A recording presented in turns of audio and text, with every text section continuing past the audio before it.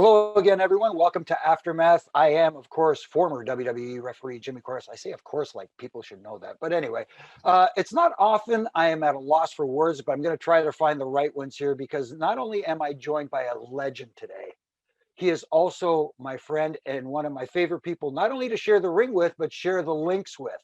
The one and only Booker T. Booker, how are you, my friend? What's going on, kid? How you been, man? I've been good. I've been good. I'm still, involved in paying attention to everything, which is cool because I love this business as you do. Yeah, And yeah, yeah. I love it, man. But it's changed a lot, man. It's changed a lot since over the years since we've been doing this. yeah, I'm going to get into that in a little bit because I've been thinking about that. But this Monday night, the first Raw of 2021 has been labeled Legends Night, which you are going to be a part of. Can you tell us a little bit about that special night and what to expect without giving too much away? Nah, man. You know, just what, a month or so ago, we did Takers, reunion last night, and all the boys came together. But it was like, family. You know what I mean? It's like family getting back together, and we've seen so much over the years. With each other, we've been with each other on the road. More sometimes than when we're with our families at home. So it's one of those things where we come together, we see each other, and we try to, fellowship. But more importantly, I think it's about the this generation seeing the legends and honestly knowing what it means and what it takes to become a legend. There again, we lost so many along the way that should have been legends, should have been a part of this night on Monday night.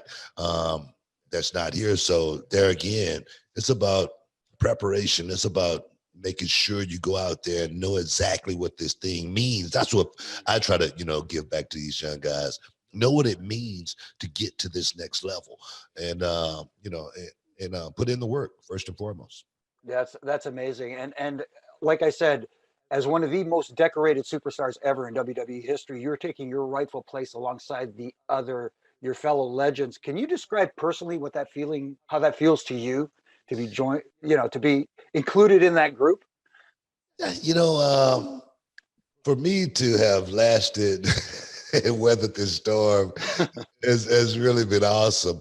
But I always felt like, you know, that was the ring of circle that I was going to wind up in, one of these days, just because um, there again, the work I put in, knowing that it's not about me, um, knowing that it's about the business, knowing it's about the fans that paid that dollar to come and watch that show, to be entertained for that 1, 2, 3 hours or whatever it is. And I know it sounds cliche, I know that all of that stuff sounds cliche, but if I did not think that way, I would not be where I'm at today. So, it's very, very simple, very simple. Yeah, it's that confidence without being arrogant, if that makes any kind of sense, because you were always confident, but you were also very giving too. I I remember remember, I that. remember, I remember Earl Hepner one time when I first came to the company, and it was on a house show, and I went out and I worked, and I had been there for a little while, and then Earl and I we had wasn't friends or anything, and he came up to me. We became really good friends after that. He came up to me and he goes, Book, I always wondered why they were so high on you, you know, when you first came here, because I didn't see it, but now I know. But Yeah, it's because the thing is, a lot of times you don't know a person, until you're around them, and a lot of times it's not about what they do in the ring; it's what they do outside of the ring. hmm yeah, Small things. And yes. that's what he realized about me, at the end of the day. That's one of those little hashtags we have on our show. Sometimes we talk about the little things that matter, and you definitely do the little things. Now, again, going back to some of the legends, you faced off with a lot of people over your career. I mean, including some of the legends you'll probably be running into on Monday night. Who are some of your favorites to be in the ring with and work with? And of course, legendary stuff with Taker. that would be the one legend that I think I wouldn't say I wouldn't say changed my career or anything like that, but it definitely put a stamp on my career when even though we came from the same area, even though we came from Texas growing up in real life as well. Even though we're around the same age, there again, the work that he put in, the leadership that he showed, and everybody that followed, and for him to, give you that stamp and say, hey, I want to work with this guy. It says a whole lot about your career. Man, it's huge. Another legend out there for me was, for me in my era, Bret Hart. When he came to WCW, and I got Bret Hart across the ring from me, and I'm like, you got to be kidding me! Are you kidding me? I'm in the ring with Bret Hart. You got to be kidding. And then, I look across the ring from me, and it's Macho Man Savage. I'm like, how the hell did this happen? So the legends for me are the childhood heroes that I watched when I came up, other than The Undertaker.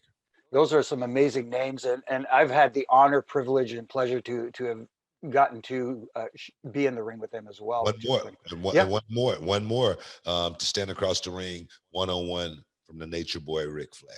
Oh my goodness, yes. Man, yes. Can you imagine that? I mean, I couldn't even imagine that. I don't even know what dream I was. I mean, even now to realize that happened is really amazing.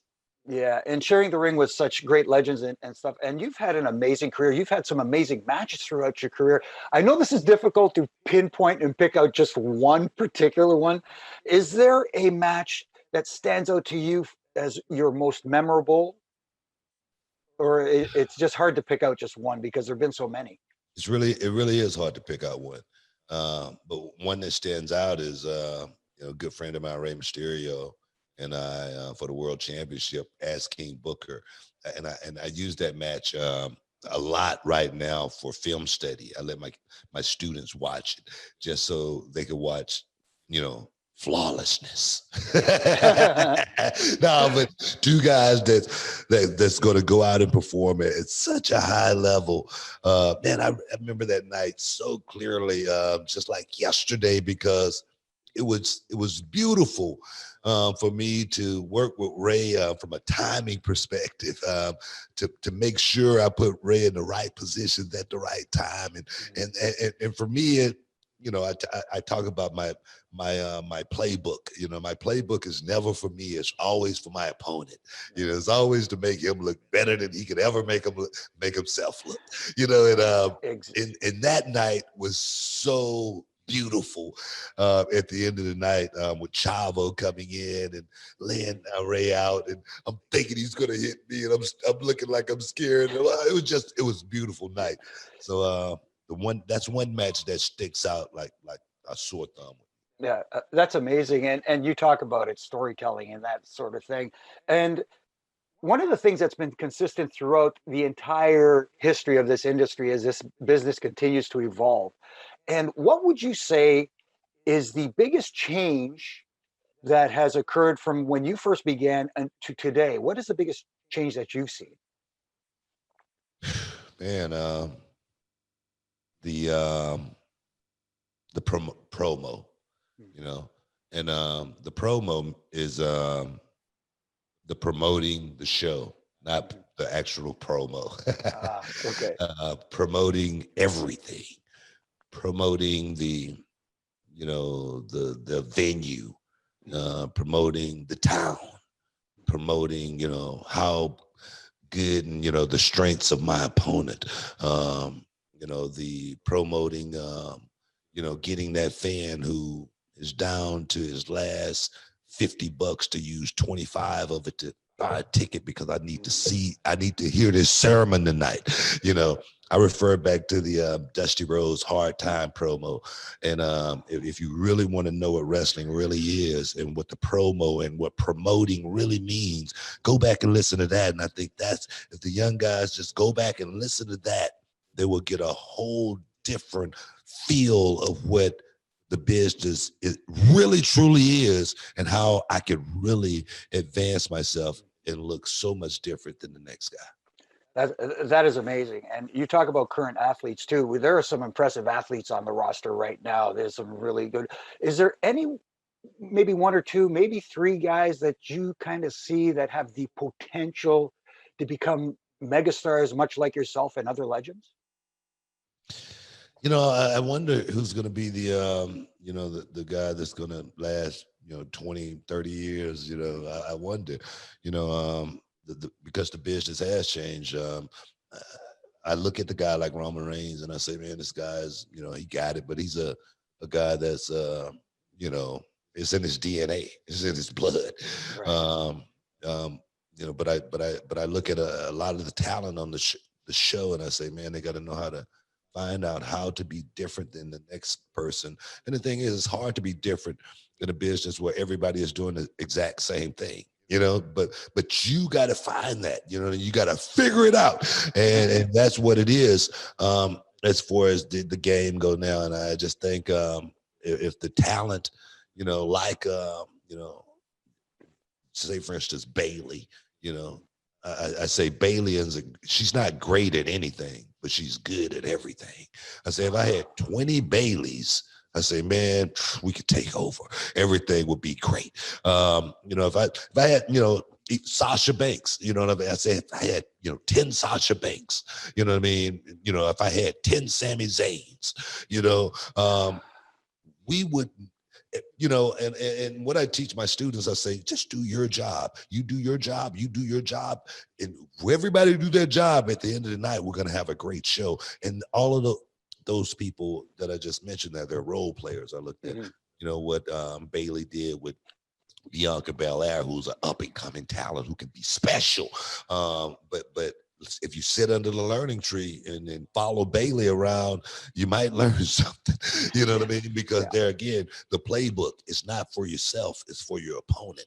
And that's what I see in certain talent out there. And that's what I'm looking for, certain talent to be actually trying to learn. That's an amazing outlook. I love the way you describe that. And we're up against the clock, so I want to get this in really quickly here because we know that Monday night is sure going to be a memorable event. But back in the day when you and I used to travel on the Blue Brand together, Mondays used to be memorable for another reason, and it involved, like I said, you were one of my favorite people to be on the links with and play some golf. And who are some of the favorite guys you used to love playing golf with? Oh man, of course, Chris Nowinski. Me and Chris Nowinski, we played in Mumbai together. Yeah, JBL, of course, is one of the guys. Quick, Jimmy Tillits, security back in the day. Just watching him shaking in the woods, and get a 10 on the par 3 or something like that. Oh man, it's just always been great. Good times. And camaraderie with the boys, and have some fun, drink a few beers and tell a few lies, and and there again, just keep this thing alive, what we love doing more than anything. And for me, there again, I'm just passing it on, trying to give it back to the young guys, even though sometimes they don't want to hear it these days. They don't want to, I'm just an old guy. He doesn't know what he's talking about.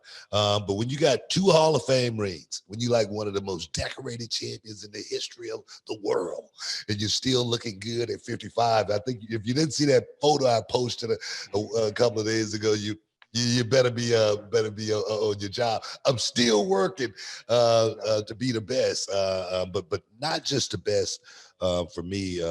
But the best for the next generation that's coming up. Pass it on, give it to them, and hopefully they could do something with it. The ones that want to listen, they'll take it, and they'll use it, and they'll utilize it, and trust me, they'll win. Well, keep passing on that information, Booker. They couldn't learn from anyone better, and unfortunately, we were out of time. Thank you for joining us today. And if you want to see Booker again this Monday night on Raw, 8 p.m. Eastern Time on Sportsnet 360 up here in Canada. Don't you dare miss it, as the legendary Billy Red Lyons used to say up here. And Booker, thank you so much for your time. It's really good seeing you again. And please say hello to the Queen for me. You got it, bro. Nice to see you, Jimmy. Yeah, good to see you, my friend. All right, bro.